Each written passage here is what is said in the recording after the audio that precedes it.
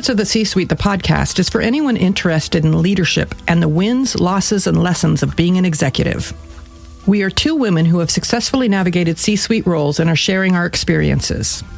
We will be bringing on guests to tell their stories and want to spark honest conversation and discussion, which may include swearing and lots of laughs. Join us on this adventure.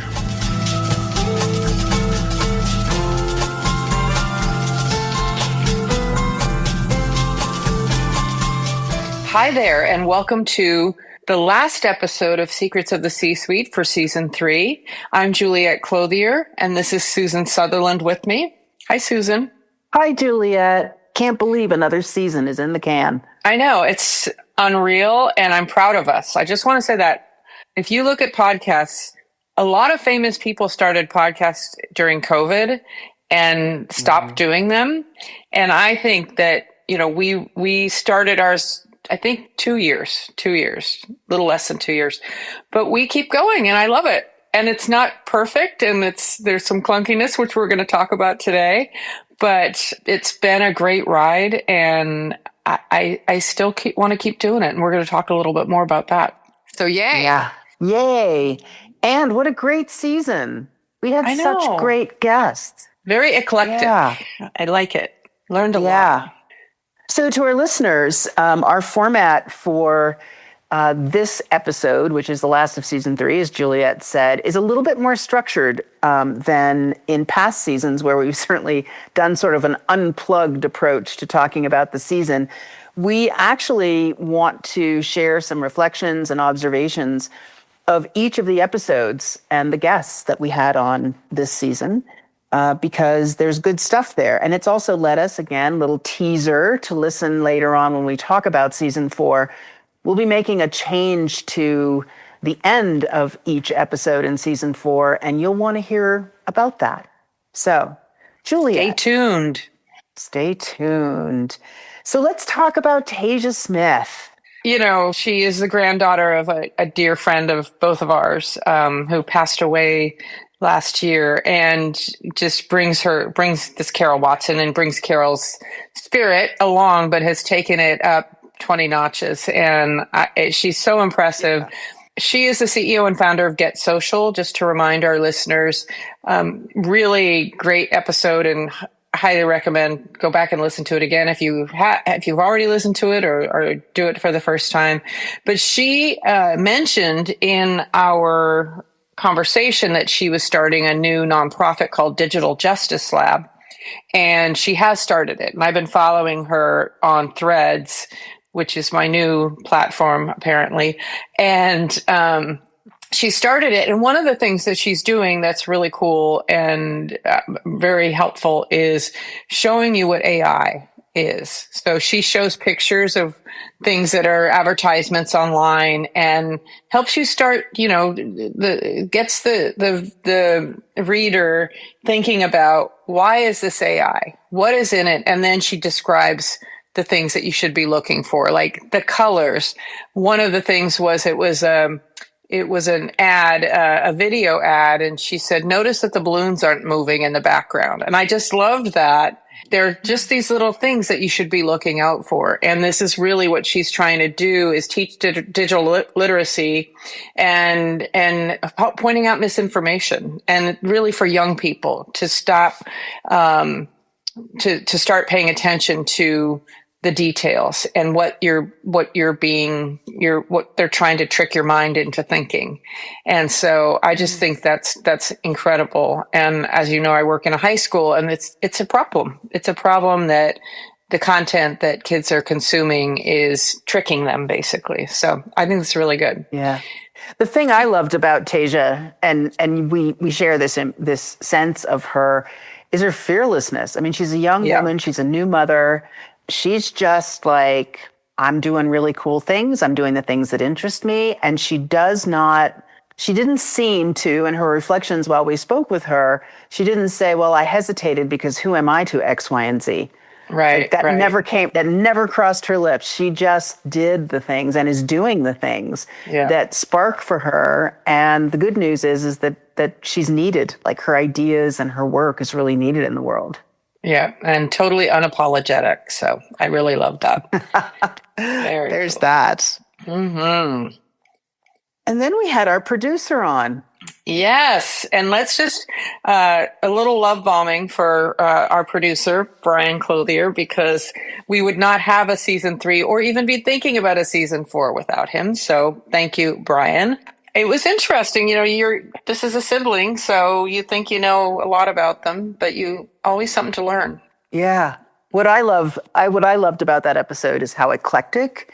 Like I don't know Brian very well at all. And so Yeah, that episode was really helpful for me.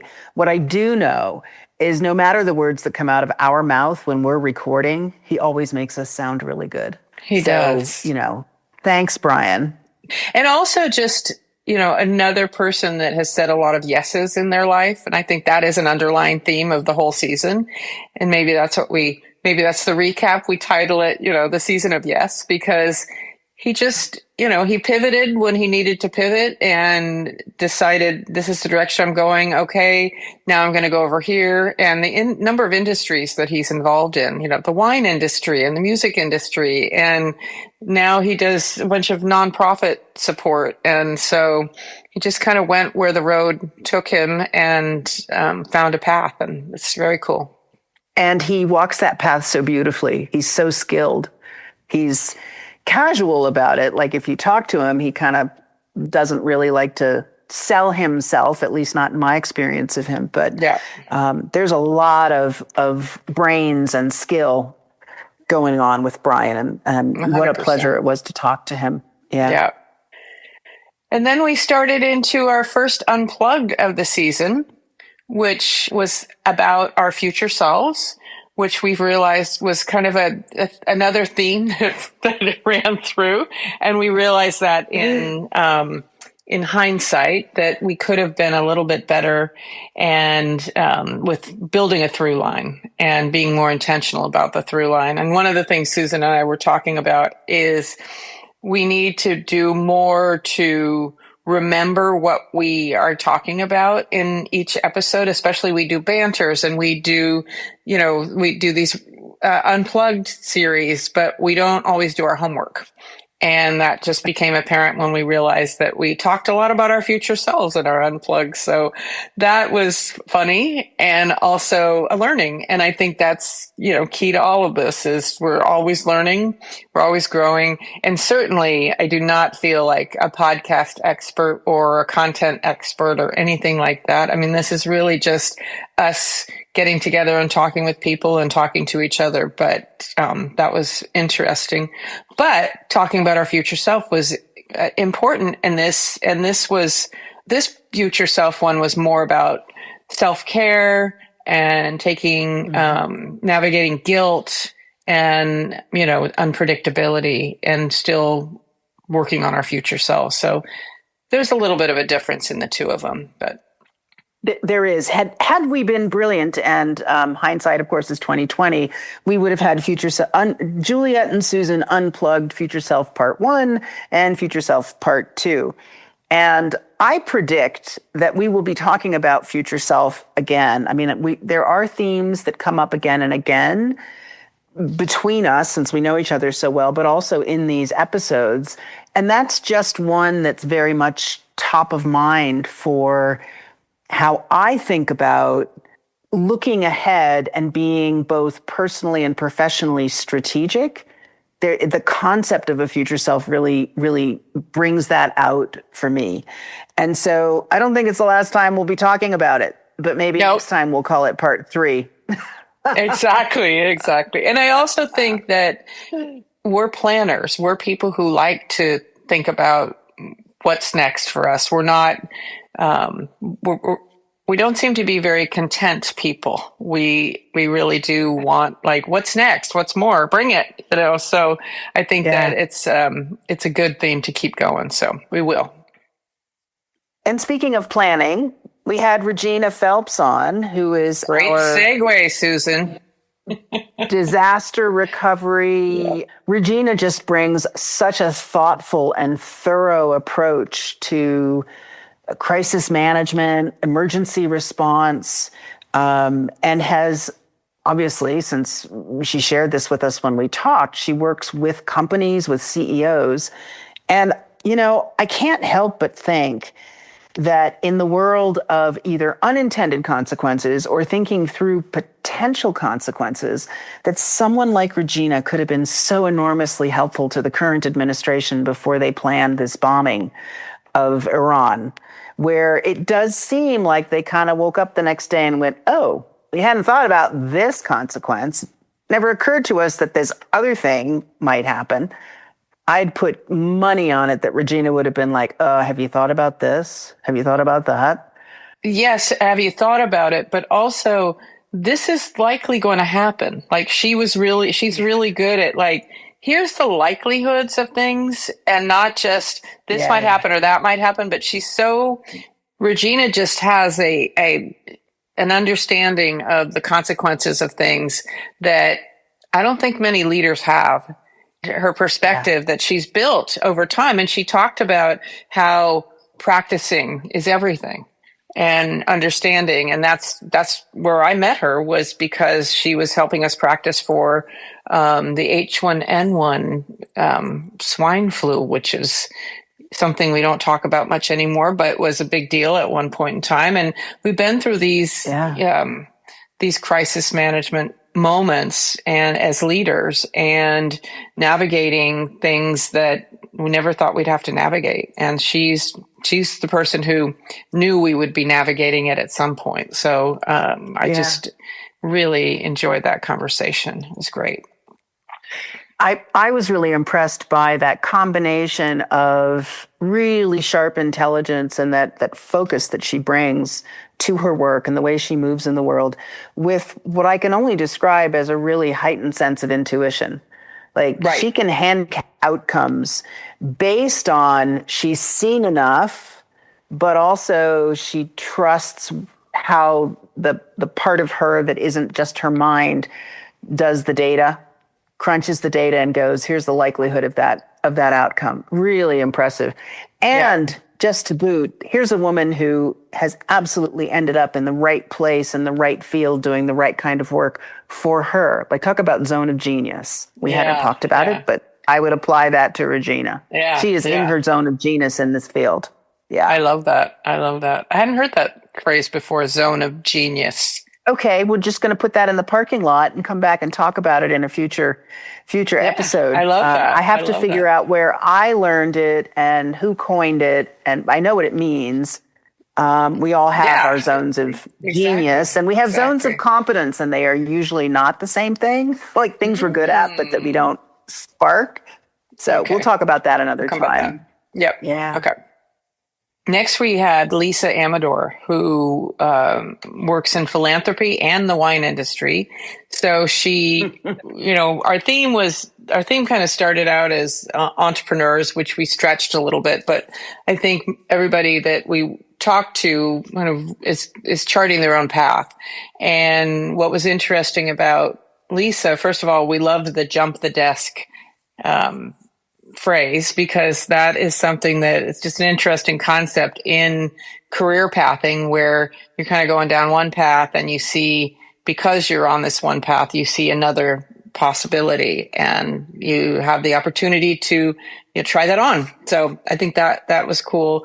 And I think too, her family story of, catching her son making wine in the basement and going for it and creating a whole brand out of that. And, she also talked about not having all the answers, but saying yes and being open. And I loved that. Correct me if I'm wrong. Her winery and the wines they produce are some of your favoritist wines? My favoritist, yes. Yeah. My favorite wines, Graciana Winery in Healdsburg. And it's just a charming spot that, on West Side Road. And they're going to open again soon, and I'm really excited about that because they close for a period of time in this winter. Okay. Yeah. Yes, and we also have another wine entrepreneur that we'll talk about and perhaps contrast and compare. But what I loved about Lisa was she's basically got two really big jobs. She has a portfolio life. She has a really big job Obviously very good at it. And she is part of this family winery, which that's no small thing to be really good at that and to show up consistently in your corporate environment as a leader. So it was really fun to talk to her. And she seemed, again, as with most leaders, that we either maybe it's who we draw onto our show. The really good leaders have this streak of humility. Like she never once said, look at me, look at how much I do. You could Mm-hmm. tell she does a lot and she's really good at it. But she also just does what she does because she loves her job and she's able to navigate it. And then she has this winery with her family that's so important to her from a values perspective.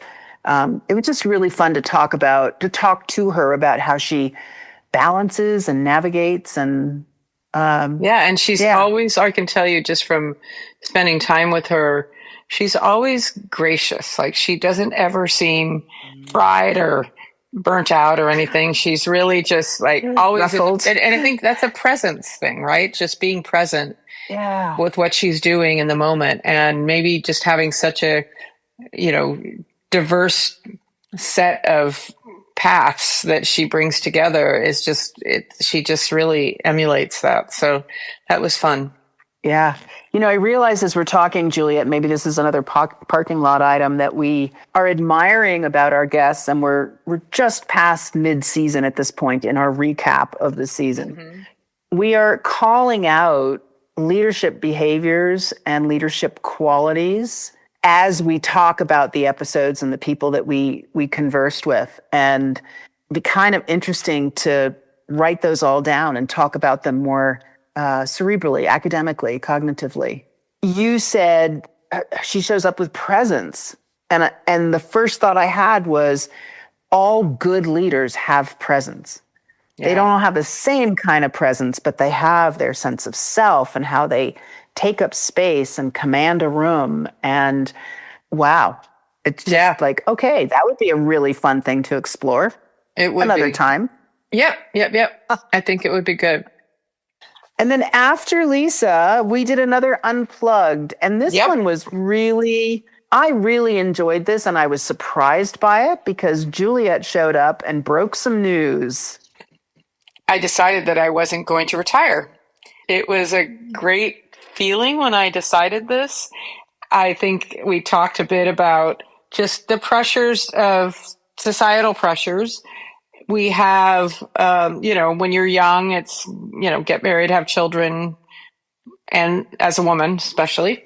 And as you start to get further on in your career, it's that planning for retirement. And everybody around you is planning for retirement. And when are you going to retire? And when are you taking Social Security? And when are you doing this? When are you doing that?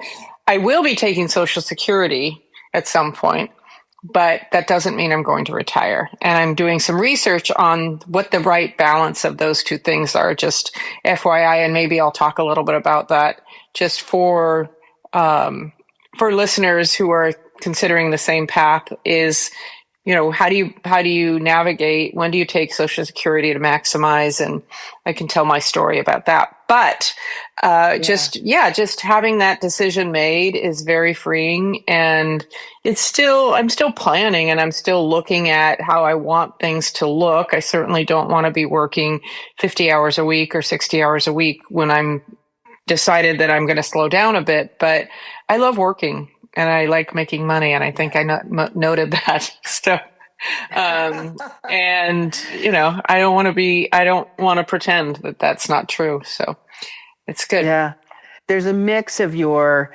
commitment to work around engaging with other people, making money. Let's just not, we'll beat that drum a little bit, but also it keeps you vibrant and alive.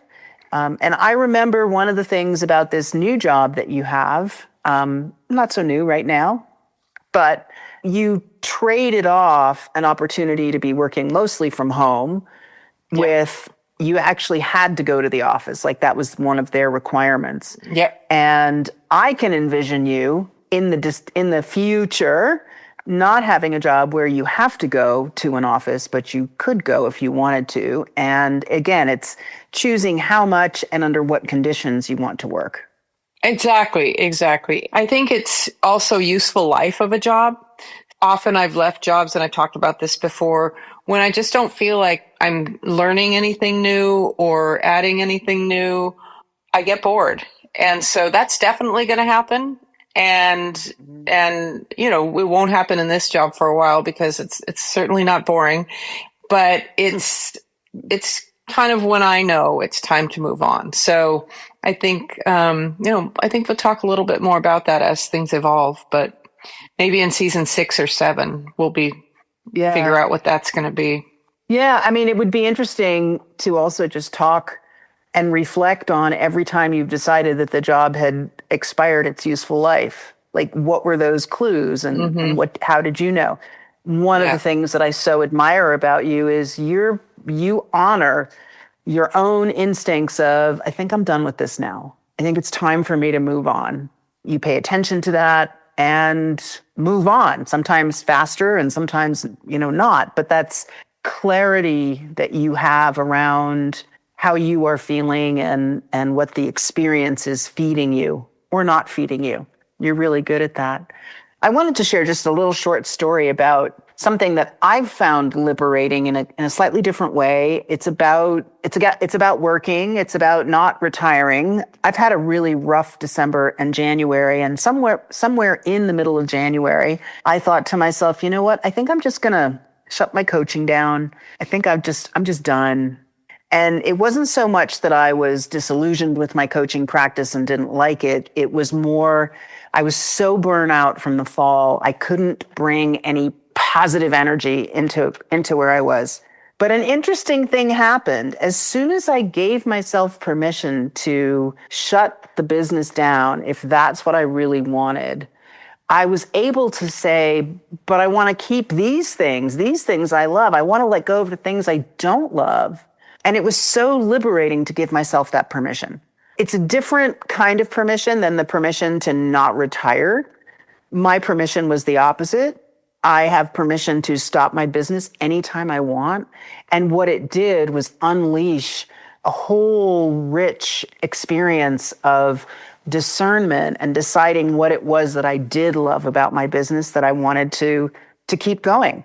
But it's so interesting how we get into situations where we're doing a kind of work and there's a part of us that just feels like we should keep going, and how important it is to stop and say, what am I really thinking about right now? And for you, it's, I don't want to stop working. And for me, it was, I don't want to stop working either. But the only way I got to that was by allowing myself to entertain the notion of walking away from the work. That was liberating in its own way. That's so cool. I love that. It's a great story. So we've got now, we're in the second half of the season, fully in the second half, and we had Pippa Parfait, which I don't think we ever talked about. Her name is just fantastic. Like, what a great name. You never forget that name. And she has a business based on being disobedient. And I think that is so cool. Yeah.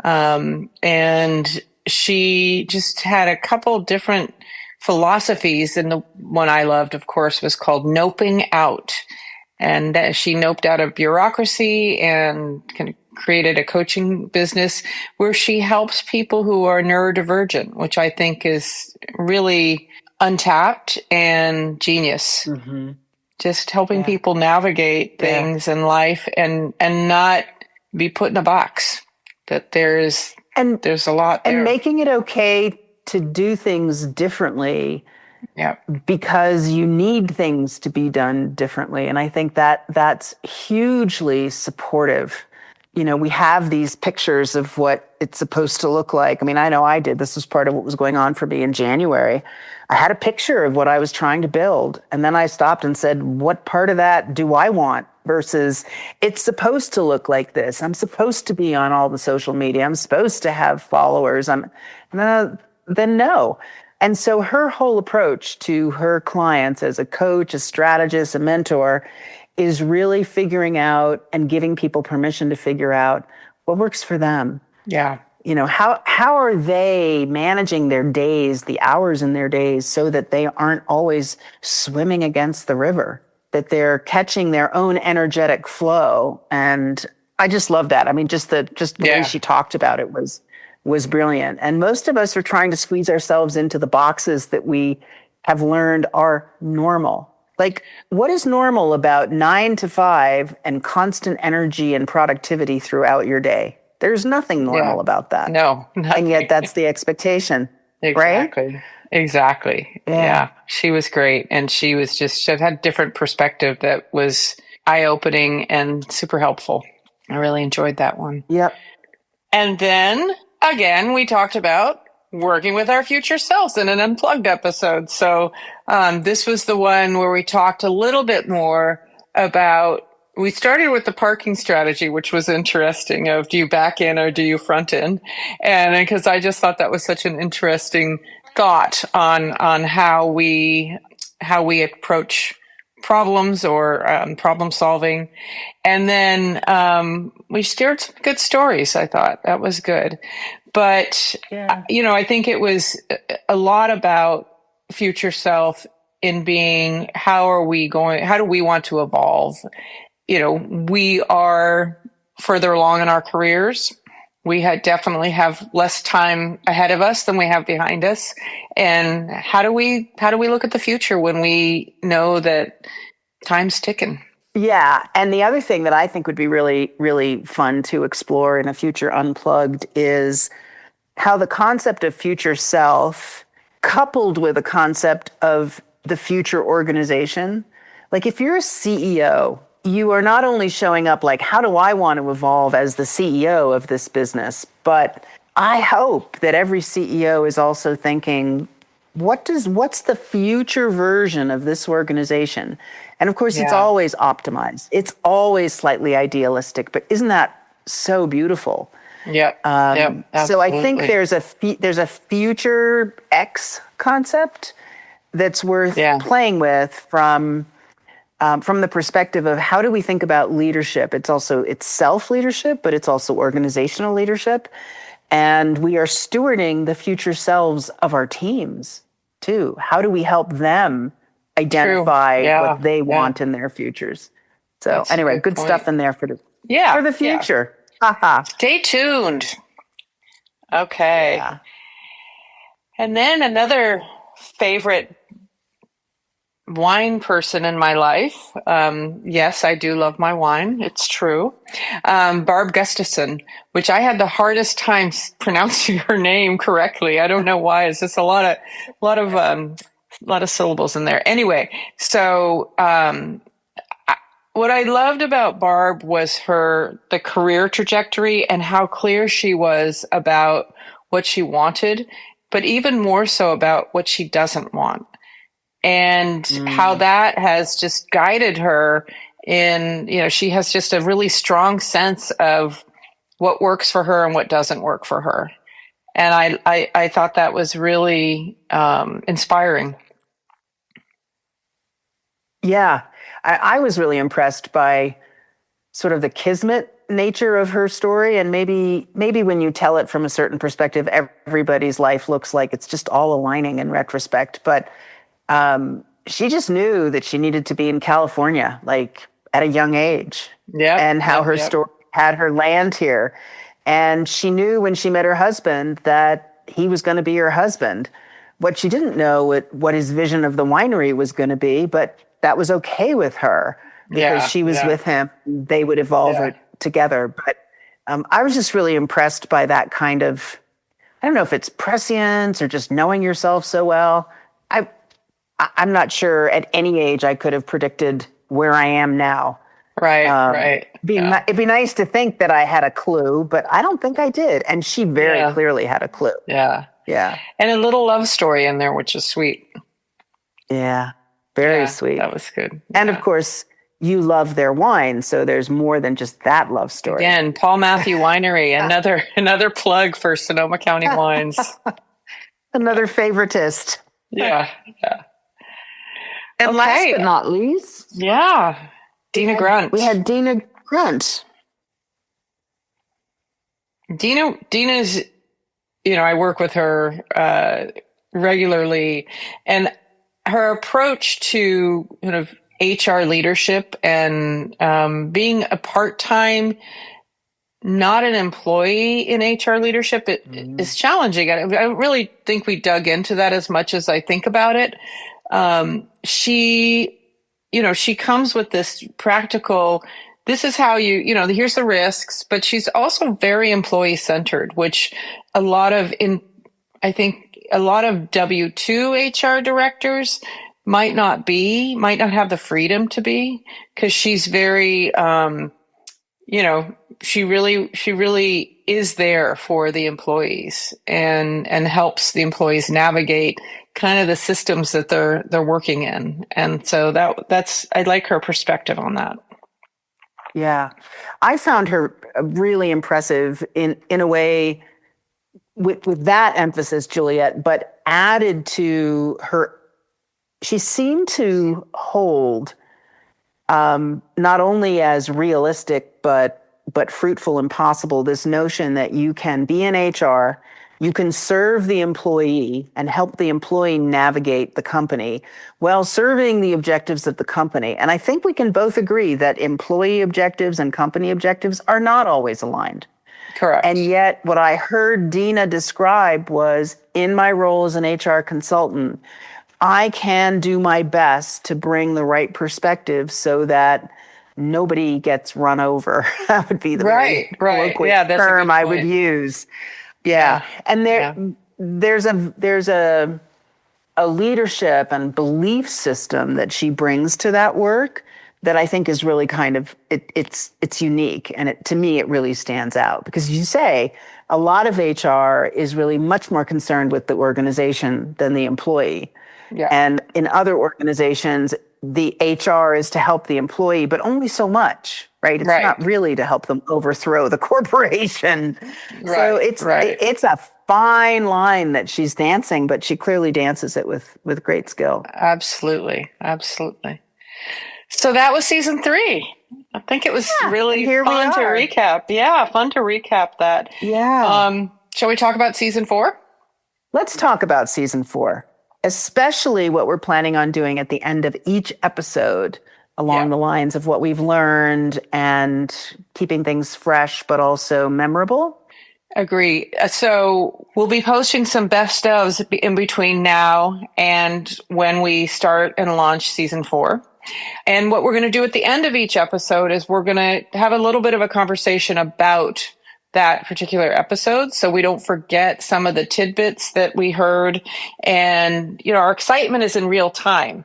And so we want to leave you with kind of some exciting highlights that we experienced, and hopefully that will also resonate with you. Reflections about the conversations that we've just had. And it's not that we want to talk about our guests behind their back, not really anyway, but we do want to process the experience that we've just had with our guest. And I think that's going to be a great addition to our episodes. Looking forward to it. I just want to say to you, congratulations on season 3. Well done. And right back at you, Susan. It was great. And I'm proud of us. And I hope that our listeners continue to share the podcast with their friends and subscribe. Leave us a 5-star rating and help others discover this. We're grateful to each and every listener. Thank you for sticking with us through 3 seasons. We look forward to seeing you in season 4. Bye, Susan. Bye, Juliet. We're so glad you've joined us for this episode of Secrets of the C-Suite, the podcast. We'll be back with another episode in 2 weeks. In the meantime, please tell your friends and coworkers about us, and be sure to follow, subscribe, and give us a 5-star rating if you enjoyed listening. Secrets of the C-Suite is produced by Juliet Clothier, Susan Sutherland, and Brian Clothier. Original music is by Brian Clothier. And the podcast is inspired by leaders like you.